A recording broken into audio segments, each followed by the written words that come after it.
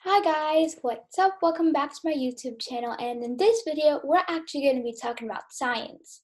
Yep, you heard me right, we're talking about science today. We're going to be talking about cell organelles and a little info on cells. Now before we jump right in, please make sure to subscribe, like, and share to my channel, guys. Let's move on. Before we jump into cell organelles, you need to know what cells are. So cells are the most basic living things that make up organisms. There's something called a cell theory, and it has three parts to it. So the theory is that all living things are composed of cells. Cells are the basic units of structure and function for living things, and all cells come from pre-existing cells. Now we'll get into detail in another video if you guys would like. So there are two types of cells. We have a prokaryote cell and a eukaryote cell. Prokaryotes have no nucleus, while a eukaryote do. And living things can either be multicellular or single-celled. So here we have three types of organisms: fungi, bacteria, and humans. So fungi is made up of eukaryotic cells. Bacteria is made up of prokaryotic cells, and humans are made up of eukaryotic cells. So now let's actually get into cell organelles. Cells also have organs like us. We have our heart, we have our brain, we have our lungs, we have our liver, and so on. But cells also have these, except I think they have a couple more than us. And plant cells and animal cells have almost the same organelles, except plants have a few more. And some organelles are only in eukaryotes. So let's take a look at these organelles. We have nucleus, cell membrane, cytoplasm, ribosomes, Golgi bodies, lysosomes, ER or endoplasmic reticulum, mitochondria, vacuole, cell wall, and chloroplast. Now the cell wall and chloroplast are only in plant cells. So here's a diagram. It's actually a diagram I made for school, so let's take a look at this. So here we can see our nucleus. This red thing is our nucleus. This blue thing is going to be our nucleus. That's going to be the nuclear membrane. This purple long stretchy thing is our endoplasmic reticulum or ER, and the green ones are going to be our Golgi bodies. Now this pink one is our cell membrane, and the entire white parts here is our cytoplasm. This red ones are vacuole, and this blue ones are mitochondria. And these little maroon dots that you guys can see, those are going to be our ribosomes. And I forgot to mention them in this, but these yellow things are going to be our lysosomes. So I'm just going to write that down right here, lyso, which means lysosomes. So yeah, that's basically our diagram, and it's an animal 3D cell model. So if you had a plant 3D cell model, it would also have a cell wall and chloroplast. Moving right along, we have our nucleus. Our nucleus is going to be our largest organelle in the cell and is surrounded by a nuclear membrane. It contains DNA and genetic material. It's like the brain of the cell. You know how we have a brain? Well, cells also have a brain, and it's called nucleus. It's a control center for the cell, and it's only in eukaryotic cells. Again, that's the main difference between prokaryotic cells and eukaryotic cells. Prokaryotes have no nucleus, while eukaryotes do.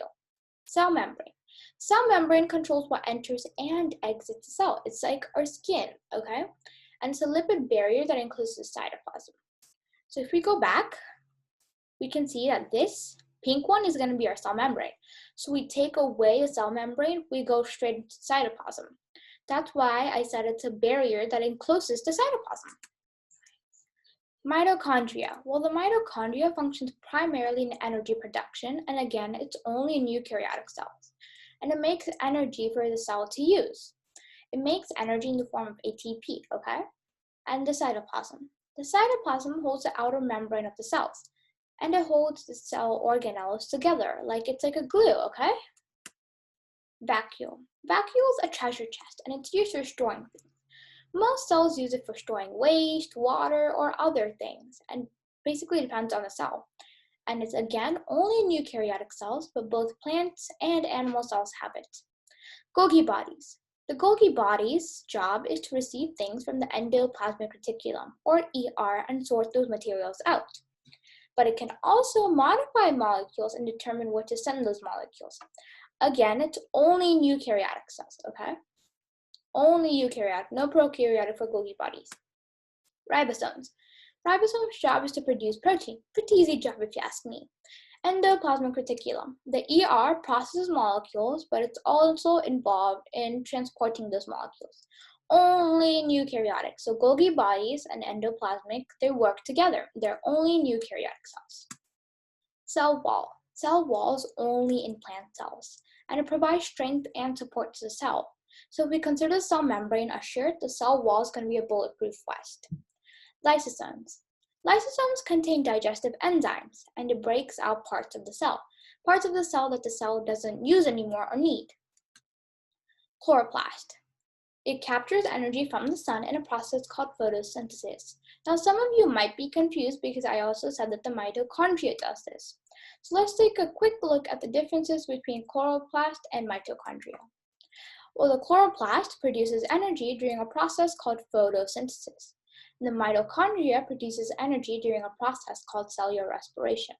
These are two different processes, but both of these produce energy in the form of ATP, which stands for adenosine triphosphate. It's a form of glucose, actually.